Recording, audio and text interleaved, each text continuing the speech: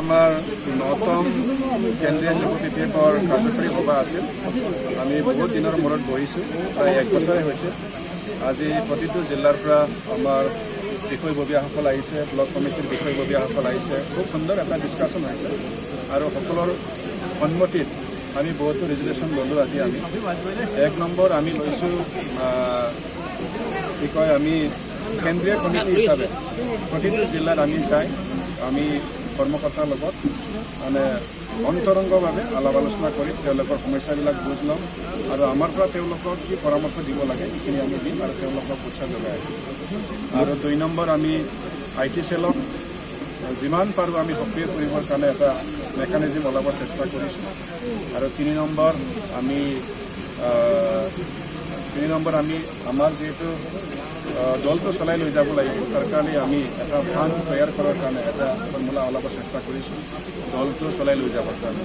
আৰু তাৰ বাদেও বিভিন্ন হেৰি আছে, কি কয়, ৰেজুলেশ্যনবিলাক আছে। মূলভাৱে এই ৩টা ৰেজুলেশ্যন আছে। মেইনলি এটা কথা ওলাই আছে যে দ্বিতীয়বাৰ যেতিয়া প্ৰমোদ বড়ো চৰকাৰ চেণ্টাৰ আকৌ হাজাৰমান মহিলা ইয়াৰ MCL বহুত কেইজনে ছাপোৰ্ট দিব, তেনেকুৱা কি খবৰ আছে বা কি হৈ আছে পলিচি? নহয়, এইবিলাকতো চলি থাকিব, কিয়নো যোৱাবাৰ নিৰ্বাচনত আপোনালোকে দেখিছে ১৭জন BPF পাইছিল, BJP মাত্ৰ 9টা পাইছিলে, UPPL মাত্ৰ 12টা পাইছিল। তো BPF হিচাপে চবতকৈ ষ্ট্ৰং আছিলে, চৰকাৰ কৰিব পৰা ক্ষমতাটো আছিল। কিন্তু আমি কাৰো সমৰ্থন নোপোৱাৰ ফলত আমি যোৱাবাৰ চৰকাৰ বনাব নোৱাৰিলোঁ।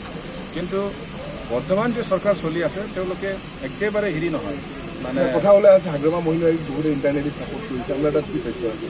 নহয়, আছে তেনেকুৱা। তেওঁলোকৰ এই কথাটো মই কি বুলি ক'ম, অকল আমি কাক বা প্ৰলোভন দি পেলাই লৈ আহিম এইটো নহয়। বৰ্তমান প্ৰমোদ বড়ো ডাঙৰীয়াৰ লগত যিসকল আছে তেওঁলোকে সন্তুষ্ট নহয়।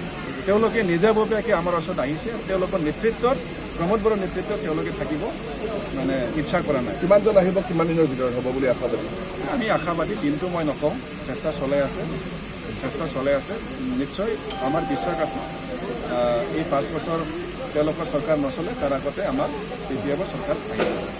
কেইদিনমান আজি দুদিন আগতে ধনঞ্জয় বসুমতাৰী আদি কৰি 6জন পাৰিষদে যোৱা কথা আছিল বুলি চৰ্চা হৈছে। প্ৰেছমিট জৰিয়তে কৈছে যে আমি কিন্তু UPPL এৰি নাযাওঁ।